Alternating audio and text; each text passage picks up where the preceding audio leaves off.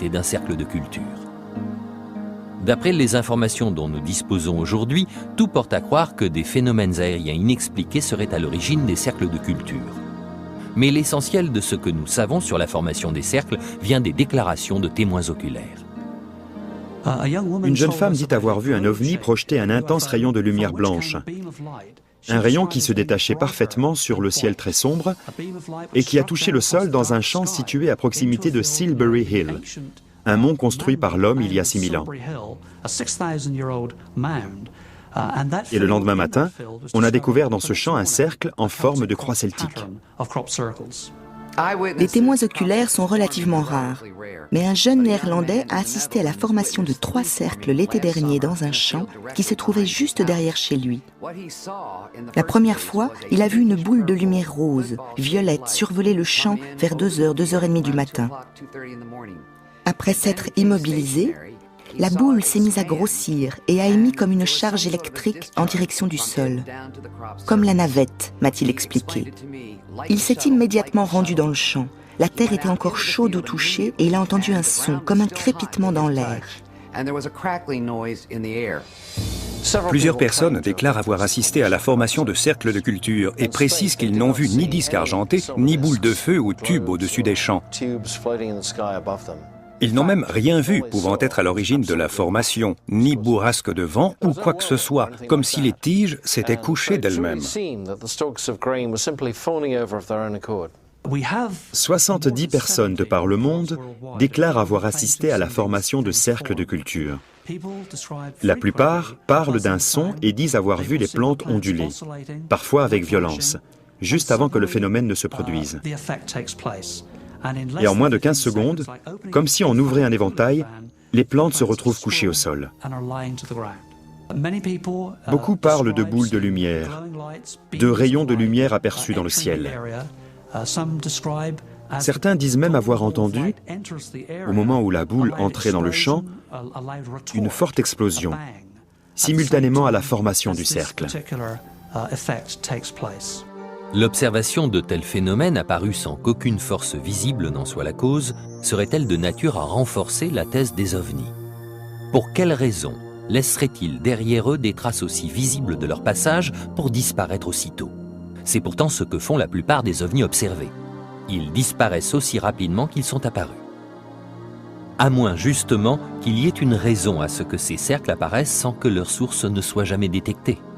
Le seul témoignage digne de foi serait-il celui établi par une équipe de spécialistes reconnus ayant assisté à la formation d'un cercle de culture?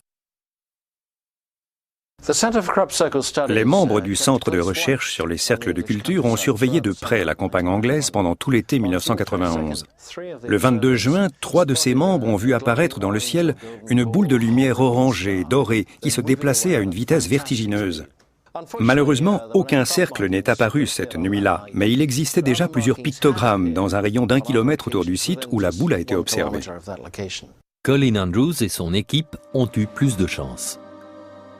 En 1991, nous avons monté une opération de surveillance avec du matériel relativement sophistiqué, comme des radars et des caméras à infrarouge. Nous avions posté des chiens dans une ferme à 2 pas du site, et nous avions même disposé des détecteurs infrarouges tout autour du champ. Bref, aucun être humain ne pouvait pénétrer à l'intérieur de la zone sans que sa présence ne soit immédiatement détectée.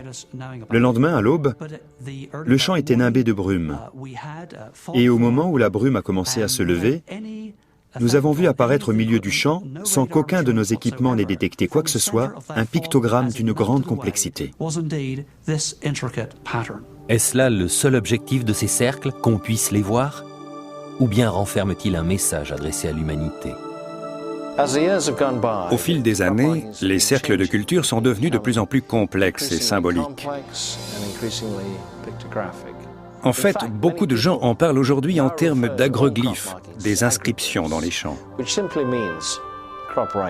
Si les cercles sont de véritables symboles qui ne doivent rien au hasard, la logique voudrait évidemment qu'ils aient un sens. Ce sont des messages extraterrestres. C'est bien une forme de communication. Mais s'il s'agit bien de messages, d'une tentative de communication par le biais des mathématiques ou de l'art, qu'essaie-t-on de nous dire? Existerait-il un moyen de décoder ces messages? Beaucoup de gens pensent que le sens des figures a un lien étroit avec l'endroit où elles apparaissent. En Angleterre, par exemple, la majorité des cercles apparaissent près de Stonehenge ou de Silbury Hill, le plus ancien et le plus grand des monts construits par l'homme en Europe. Et d'ailleurs, l'un des agroglyphes les plus impressionnants jamais découverts est apparu avec son axe pointant directement vers Silbury Hill.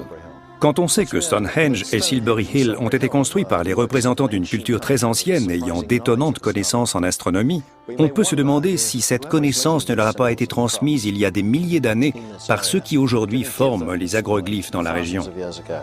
On peut même se demander s'ils n'essaient pas de nous transmettre de nouvelles connaissances.